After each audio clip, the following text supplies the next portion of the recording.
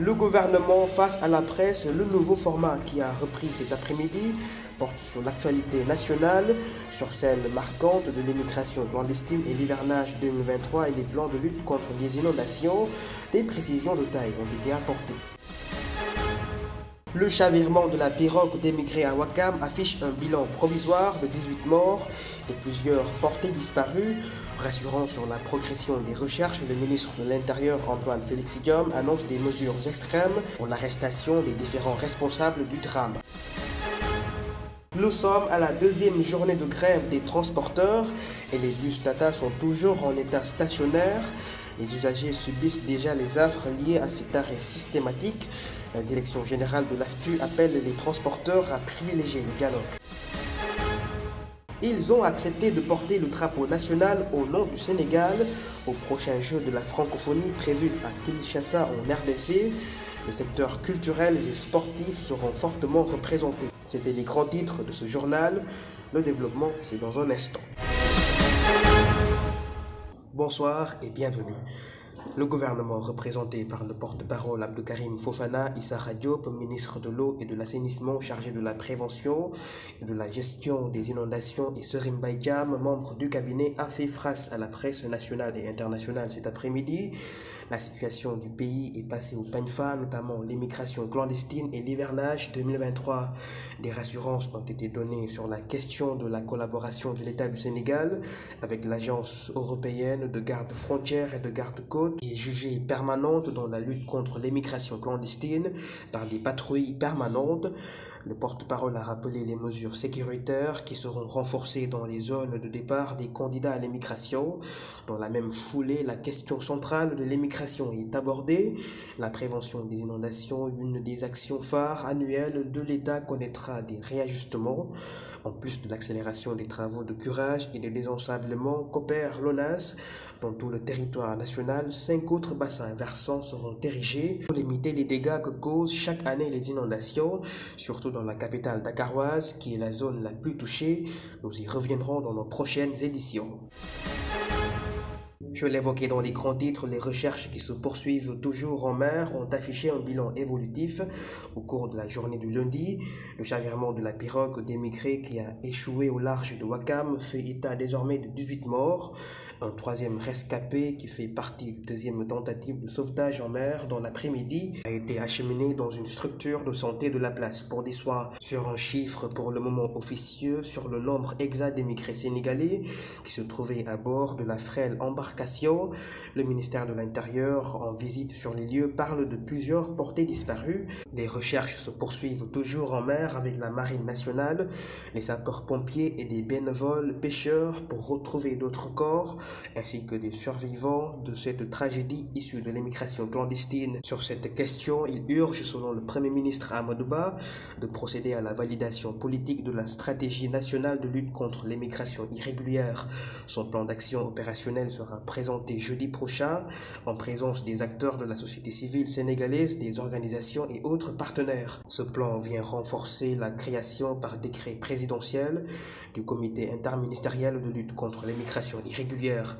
Le président Macky Sall, dans un tweet, a exprimé sa profonde douleur suite à cette tragédie au large de Ouakam. Il a présenté ses sincères condoléances attristées aux familles proches des victimes. L'effet migratoire, avec son lot de dégâts comme ce drame à Ouakam qui a enregistré une dizaine de morts, mérite une étude sur la base d'une première piste s'agissant du point de départ de l'embarcation à Thiaroye. Des mesures contraignantes seront prises contre les principaux commanditaires. Écoutons à ce propos Antoine Félix Diome, ministre de l'Intérieur. Pour donner une précision, sur le ministère des Affaires étrangères, il n'y a jamais eu de contradiction. Dafa am ñu juk wax ni am na ñetti téeméeri nit yu faatu ci biir géej gi. Ministère des Affaires étrangères leeral ni amul information boobu amul. Bi ñu demee Ndar ñun ci suñu bopp ñu leeral ni amul benn information bu ñu jot bu wax ni dafa am ñetti téeméeri nit yu faatu ci géej gi. Li ñu xam te mën ko firndeel mooy am na ñaari téeméeri nit ak juróom benn fukk ak juróom benn yu nekk ci benn centre bu nekk fële ca Dakhla suñu consul général di leen toppatoo te loolu luy am saa su nekk la saa suñu gisee ay sénégalais yu jaar ci suuf si wala yuy jaar ci géej gi ñu jaar ci joor gi wala ñu jaar ci géej gi am ay jafe-jafe consulat yi dañ leen di localiser d'abord dañuy xool fan lañ nekk bu ñu gisee ni ñu ngi ci ay centre de rétention ñu dem seet leen jëli leen jamono yi ñuy wax am na ay sénégalais te ba fi may wax ak yow nii am na ay sénégalais yu bokkul ak ñaari téeméer yooyu ak ñaar fukk ak juróom benn am na ñoo xam ni démb lañ ñëw Rosso am na ñoo xam ni ci semaine bii jëli nañ leen donc tous les jours ci activité wu gouvernement ak activité wu état fépp fu doomu sénégalais nekk liggéeyu état la rôle état la que mu dem taxawu ko dem jàppale ko ba indiwaat ko ci Sénégal bu fekkente ni dafa tumuranke taxawaayu autorité consulaire sénégalaise yi dem nañ ci ba même ñi nekkul sénégalais bu ñu amee ay jafe-jafe ci ay réew bu ñu ñëwee dañuy wax ni ñoom ay sénégalais lañu parce que xam nañ ni boo waxee sénégalais nga autorité consulaire yi ci saa si dinañ dem taxaw la dinañ dem seet ci yan anam nga nekk boo soxlaa ñu utal la assistance administrative ñu utal la ko boo soxlaa ñu utal la avocat assistance judiciaire ñu utal la ko. Des précisions ont été apportées aussi sur l'existence des victimes sénégalaises portées disparues dans la Méditerranée.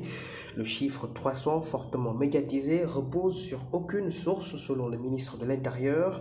Il rassure sur la prise en charge de plus de 260 migrants sénégalais à Dakhla, dans la mise en œuvre de la politique migratoire et le retour de 478 Sénégalais prévus. Antoine Félix Diome a notamment salué le travail des consulats et des ambassades des pays touchés. Voici ses propos. ñun ñëpp suñu xol tey dafa metti parce que gis ndaw mu doon yaakaaru réew. Nous avons tous un cœur meurtri de voir ces jeunes qui sont des soutiens de famille prendre des pirogues et échouer en mer.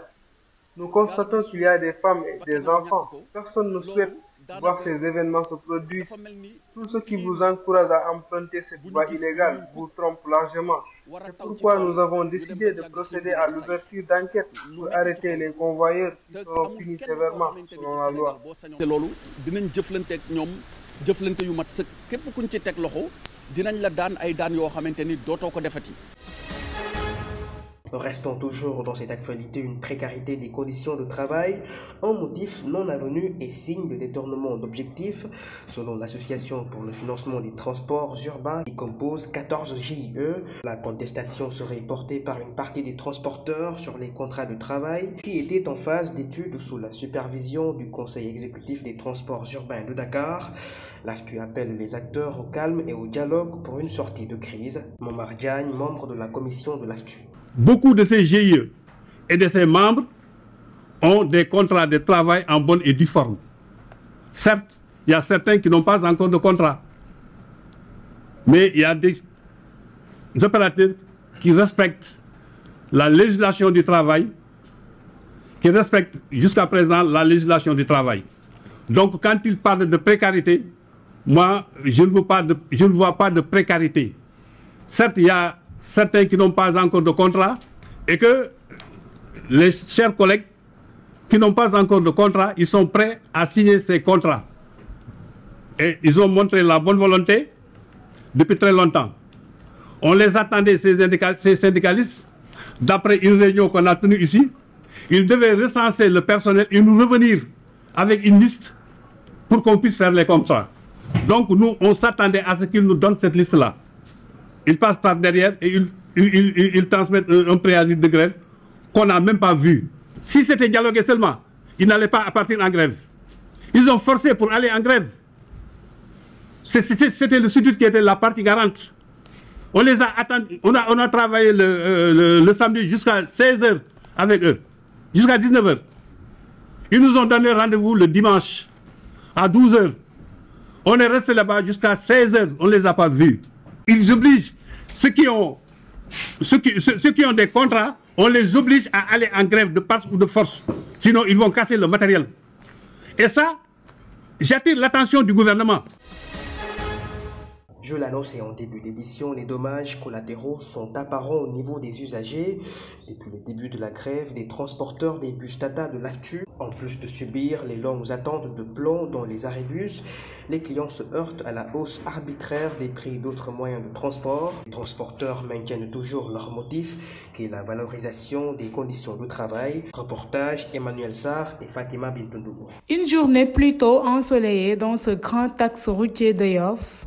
Cet endroit très connu pour son influence d'usagers durant les premières heures de travail et de la descente se transforme à cette heure de la journée en plusieurs arrêts-bus. Il n'y a jamais eu un si grand nombre de personnes. En fait, je fais plus de 30 minutes ici, donc j'attends le bus, le numéro 4, mais jusqu'à présent, il n'est pas là d'abord. Les clients devront faire aux interminables longues attentes. Ils sont à la limite très ennuyeuses. Il va falloir satisfaire ce besoin de se déplacer en choisissant d'autres moyens de transport comme alternative. Et parfois, s'il n'y a pas de bus, je prends des clando pour aller à l'école. Voilà, c'est juste pour mon moyen de transport, pour ne pas me fatiguer trop avec le transport en fait. En ce deuxième jour de grève des bus Tata, la hausse tarifaire est constatée au profit d'autres transports urbains, un fait qui indispose les usagers. Les transporteurs ont l'habitude de dire qu'ils se bénéficient de tout l'augmentation des salaires. Les chauffeurs travaillent dignement et ont besoin d'assurer leur sécurité sociale car du jour au lendemain, ils peuvent se retrouver au chômage. Il faut trouver un terrain d'entente pour un retour à la normale et pour usagers, nous pouvons reprendre notre train de vie. Les transporteurs de l'Association pour le financement des transports urbains comptent maintenir le mot d'ordre de grève jusqu'à satisfaction de leurs doléances, telles que la création du statut des chauffeurs et la valorisation des salaires et des conditions de travail précaires. Le calvaire des usagers au quotidien risque de perdurer si des solutions idoines ne sont pas prises. La liberté provisoire d'Aliou Sané vient d'être annulée après la saisie par le procureur de la République auprès de la chambre d'accusation du tribunal de grande instance de Dakar. Le président du mouvement Y en a marre a été décerné un mandat de dépôt par une information ce mardi de l'ordonnance de refus de placement, annonce son avocat Maître Moussa Sarr. Aliou Sané a été poursuivi pour participation à une manifestation non déclarée et trouble à l'ordre public après son arrestation lors de son ralliement chez le domicile d'Ousmane Sonko, qui était à son premier jour de résidence surveillée le 28 passé. La Russie s'est exprimée sur les céréales relativement à leur approvisionnement. Le président Vladimir Poutine a dévoilé sa nouvelle politique depuis son retrait de la Black Sea Grain Initiative. Je suis rassuré sur le fait que notre pays est capable de remplacer les céréales ukrainiennes sur une base commerciale et sans frais, d'autant plus que nous attendons une autre récolte record cette année, a-t-il écrit sur le site du Kremlin. Les produits de la chaîne d'approvisionnement sont les céréales, les produits alimentaires, d'engrais et d'autres biens vers l'Afrique. Le retrait de la Russie de la BSGI ne favorise pas une assurance sur l'effectivité de l'approvisionnement de la denrée vers les pays africains. Le président de la Commission de l'Union africaine, Moussa Faki Mahamat, a ainsi affiché son regret sur la suspension de l'initiative sur les céréales de la mer Noire pour laquelle l'Union africaine avait été un défenseur de la première heure. Cet accord céréalier de la mer Noire permettait l'exportation en toute sécurité des céréales ukrainiennes, malgré la guerre en Ukraine faisant craindre un risque d'insécurité alimentaire. Le sommet Russie-Afrique pour la paix, la sécurité et le développement est prévu ce jeudi 27 juillet 2023, où 49 délégations africaines seront attendues. Le président Macky Sall compte quitter ce mardi pour y marquer d'une pierre blanche sa présence. Et puis en sport, la délégation sénégalaise pour les Jeux de la francophonie a reçu des mains du Premier ministre le drapeau national. L'envoi en mission des sportifs sénégalais reconnus pour leur ferveur dans les disciplines sportives compétitives au niveau mondial est signe d'une ouverture. L'Alliance Culture et Sport sont bien représentés par les participants. La cérémonie officielle est marquée par la présence du ministre de la Culture et du Patrimoine Aliou Sow. Ces Jeux de la francophonie auront lieu à Kinshasa en RDC du 28 juillet juillet au 6 août 2023. Je vous propose d'écouter le Premier ministre Amadou Ba. Le président de la République, son Excellence M. Macky Sall, nous a demandé de ne ménager aucun effort pour vous assurer une préparation de qualité. Et toute la nation attend de vous des résultats brillants qui maintiennent notre pays dans le quota des grandes nations sportives de la francophonie. Mesdames et messieurs, chers participants, outre le sport, les Jeux de la francophonie portent aussi, comme nous l'avons déjà mentionné, sur les faits culturels. Cette ambivalence quasi unique confère à Alioune Sow pour son engagement et sa contribution dans la mise en œuvre de la politique culturelle de notre pays. En effet, dans un monde en pleine mutation, où tout semble s'accélérer vers le meilleur, mais aussi vers le pire, les nations et les organisations les plus résilientes sont celles qui ont réussi à... Président Senghor appelé enracinement et ouverture.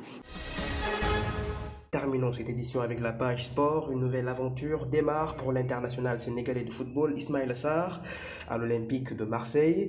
Après une visite médicale réussie, le transfert s'officialise pour une durée de 5 ans sur un contrat paraphé de 13 millions d'euros, soit environ 9 milliards de francs CFA. L'équipe de Watford devait retenir Ismaïla Sarr jusqu'en 2024. Le joueur sénégalais y était en Premier League en 2019 avant de descendre en Championship. Depuis 2 saisons, dans la période 2022-2023, l'ailier sénégalais aura laissé son empreinte en étant très déterminant avec un bilan de 10 buts et de 6 passes décisifs. Le tout en 3 ans, il a enregistré sa performance en jouant à Watford, 129 matchs et marqué 34 buts en Championship et en Premier League notamment. Ismaïla Sarr a rejoint son nouveau club hier en Allemagne où l'équipe marseillaise est en stage de pré-saison.